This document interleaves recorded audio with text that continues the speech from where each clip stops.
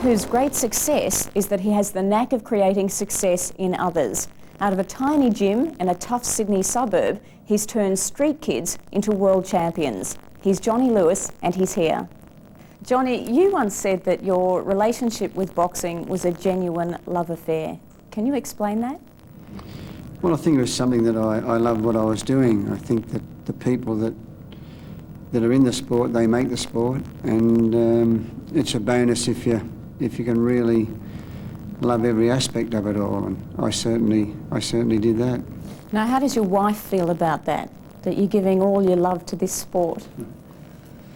Oh, well, you know, it's one of those things. I think that, you know, when you form a relationship with someone, they know what you're doing and they just fall into the line of things, otherwise it's never going to work. So, do you admit to the priorities being boxing number one, your wife number two? Well, most of the time it does get that way, yeah. Do you think the love that people do have for boxing is any different to people's relationships with other sports that they follow? I think with boxing, you tend to love the athlete.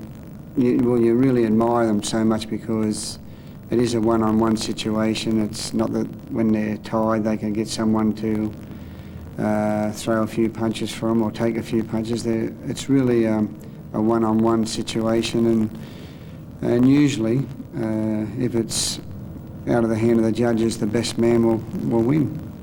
How do you explain the fact that there are sports like rugby league, which you associate with the working class, rugby union, which you associate with the private school class, and then you have boxing, which is the most basic of all sports, yet it pulls all classes together? What is that magnetism? Well, I do feel that, as I said, the contest itself, it's, I think every man admires a boxer. Like, even if you've got a champion and the challenger, and the champion is far superior on the night, you know, the courage that would have been shown by the challenger would be appreciated by all those that witnessed the event. So should every man learn to fight? Well, particularly today, I think that every young kid should certainly go and learn the discipline that goes hand in hand with the sport. I think that, you know, times are tough, and you know, it's tough people that survive in it. Given that it does attract so many different people from so many different cultures, do you think a boxing crowd is a bit like a Formula One crowd? Some people are going there for the wrong reasons? I think the average person goes there, well, it's usually like, and I do feel that there are people there that go there just to see a knockout. A lot of people like a knockout, but I think that the average guy, he likes to see, well, we all do, we like to see our fella win by knockout, but after the count of 10, you'd like to think by 11 he's up on his feet and all right. So I think it's controlled pretty good, and if someone goes there to see something bad, well, you know, I don't know too many of those people anyhow. We've seen quite a few major films that have been built around the ring because it shows the transformation of someone's life in all other aspects, whether it's, you know, politics or business or whatever field they go into. What sort of lives have you seen transformed because of somebody's ability to box? Well, I think boxing, it does give the kid that's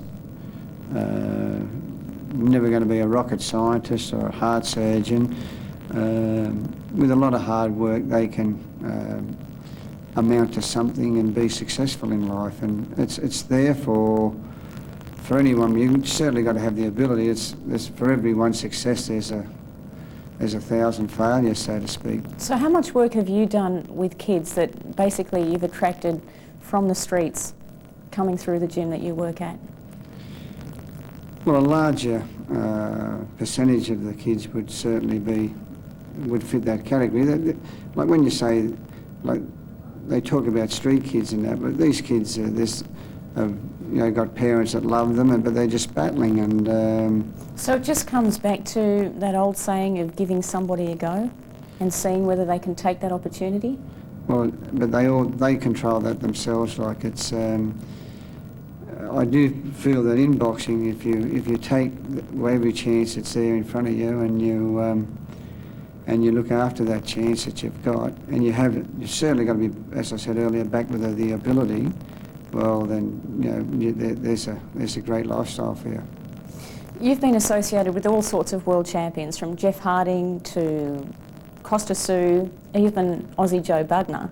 Would you say that all of those boxers have the same qualities, or is there something special about each of them that is different? Oh no, boxing, everybody is an individual, and they've all got a certain quality themselves, and you might get someone that's tough, and that's his biggest asset. You might get someone who's very fast, and someone who's a puncher, someone who's a thinker, and the idea really is to sort of try and get someone with a little bit of the lot, and if you can get that, well, it does take